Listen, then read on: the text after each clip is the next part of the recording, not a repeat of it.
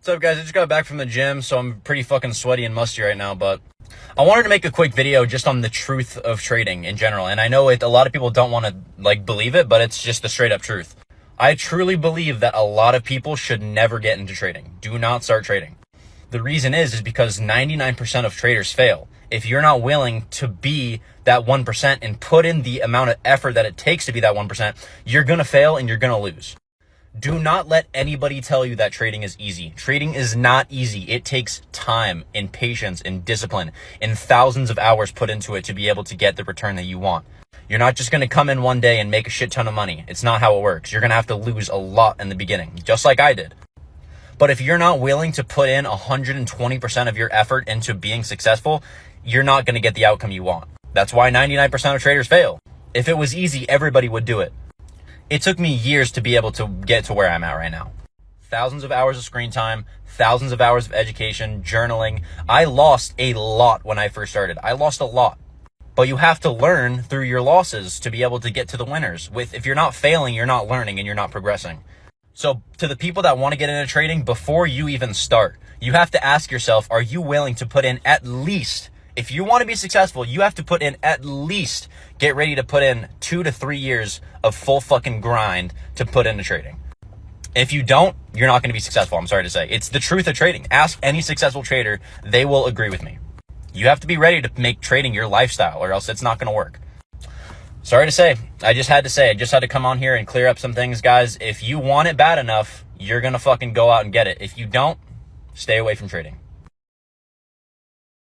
We have a goal when you come into trading. You start trading, you're focused on financial freedom. You're focused on making a bunch of money. You're focused on, buying your mom a house, all these things that are years in the future. You haven't even learned the foundation of what you're doing, but you're so focused on the outcome and not the process that you start getting in the way of yourself. So when you lower micros, you know that outcome isn't even possible. So you're forced to focus on the process because your max win is going to be like $50, $100. But you get in the rhythm, in the focus of being focused on the market, being focused on the chart, being focused on building good habits. And that's why you trade better by trading lower size than you do bigger size, because bigger size is on the table. You're more emotional. You have constantly running in your mind about the outcome. You're getting funded. You want to get a payout. All this thing gets in the way and starts to cloud your vision of what you're actually focused. Another thing I get asked a lot is, Justin, why do I have such big losses and why do I have such small wins? And it all has to do with how human emotion works. When we're looking at a P&L and we see a little bit of green, as humans, we're very greedy. So right when we see a little bit of profit, we automatically want to take that money that we see. Like, let's say you're in maybe a $500 position, you're up $100 or you're up $50 and you just want to take it. You're like, oh, you want to get the satisfaction of having that win, but you're not following your price target, right? But right when you see that little green, you just want to take it. So you end up having a small win. On the other side, if it flips against you and it starts going red, again, psychologically, as humans, we don't want to accept the fate of a losing trade. We do not want to be proven wrong. We don't want to accept that we are doing something wrong.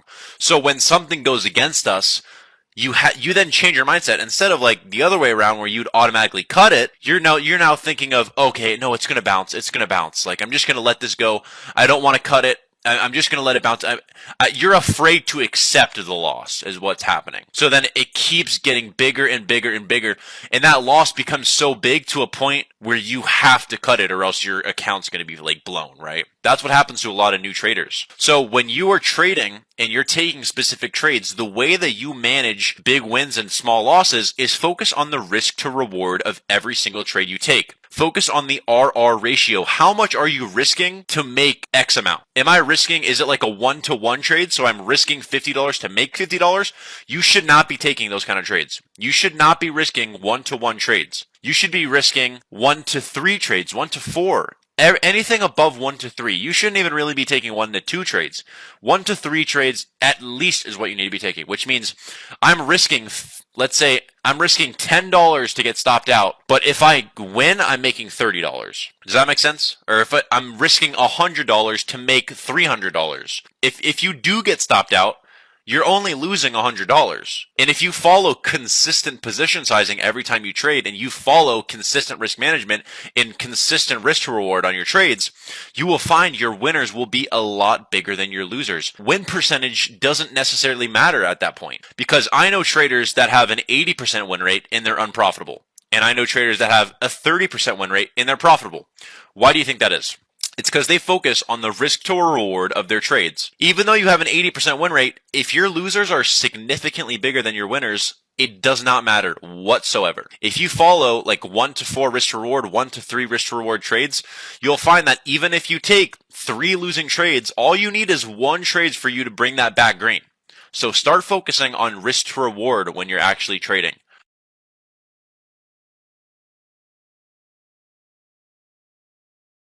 I struggled a lot with stress and anxiety when I first started trading, so here are my top 5 tips to overcome this. Number 1, position sizing. Keeping a consistent position sizing is crucial to manage stress and risk. When we take a trade with a larger amount of size than what we're normally used to, we tend to make irrational decisions. Seeing our P&L fluctuate in large rates tends to increase stress and anxiety when we're trading. Only risk what you can afford to lose on the trade. Number 2, have set entries and exits. You should not be entering a trade without a plan. When you enter a trade without a plan, you don't know what your initial risk is and you don't know what you're going to do. It's all based off of emotion. Having a set price target and stop loss helps with managing this emotion. Don't touch it unless your price target or stop loss is hit. This way you're not stressing about every little move. 3, do not set unrealistic goals for yourself. I see a lot of new traders in the space that come in and try to 10x an account, in the span of a month. The only way you're going to do that is with gambling, and that's not what you need to be doing with trading. Focus on small wins over time instead of home runs. If you're only focused on the money aspect of it, right when a position goes against you, you do not know how to control your emotion because you're basing your thesis off of the money and not on the specific trade itself. Number 4, accept and embrace losses as a part of the journey. Losses are a part of trading. It's how you use them to your advantage to grow as a trader. Instead of crying over a loss, blaming the market, take accountability for the mistakes you make and go back and learn what you could do differently. Ask yourself how you can prevent this mistake in the future.